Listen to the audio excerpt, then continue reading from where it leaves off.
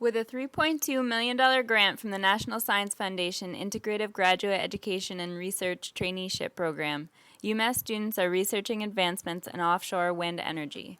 The interdisciplinary program, directed by Aaron Baker, features faculty from 9 departments and is designed to engage students in 3 major areas: environmental impacts, technological improvements, and policy. We need to, as a community as a whole, really need to focus on renewable energy and sustainability. Almost all of the East Coast wind is offshore, which is one of the reasons why we're so interested in offshore. Looking at the past to say something about the future. Here we don't really have an offshore wind energy industry in the U.S. as of yet. Making use of the campus Wind Energy Center and Wind Tunnel, the diverse research group comes together to take measurements, simulate models, and compile data. Jaslinek, Stewart, and Wallace have been with the program since its beginnings and are leading new students by example with advanced projects. Stewart is working closely with the National Renewable Energy Laboratory, NREL, to simulate floating offshore wind turbines, which, if mastered, could enable turbine installation farther offshore and beyond coastline visibility. Wallace is investigating what kinds of impacts the emerging industry could have on economic development and policy, while Jaslinek is innovating a geographical information system software for offshore wind siting.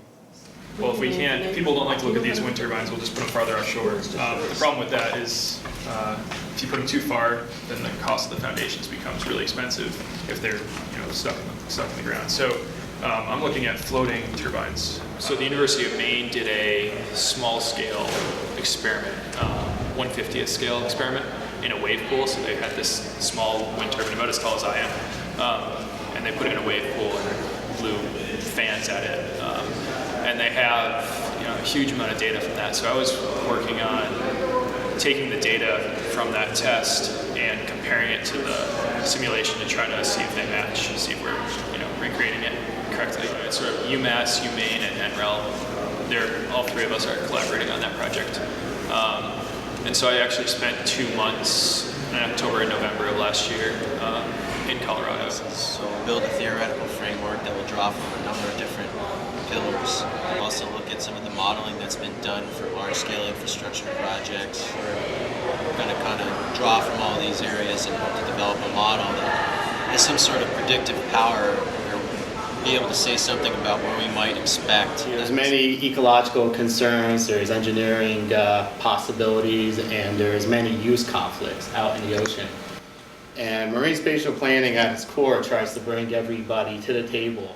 So the idea with the geographical information system is that there's different ways you can overlay information.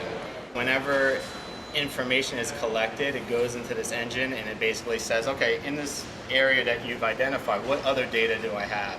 Oh, I have elevation data. Oh, I have utility data. So it's a little tricky in looking at the U.S. experience, and so developing the research program around that and how to answer these questions, how to be able to say something about the future in the face of uncertainty is sort of what we're trying to accomplish. I think within 5 years, let's say, we'll have something in the water. Maybe before that.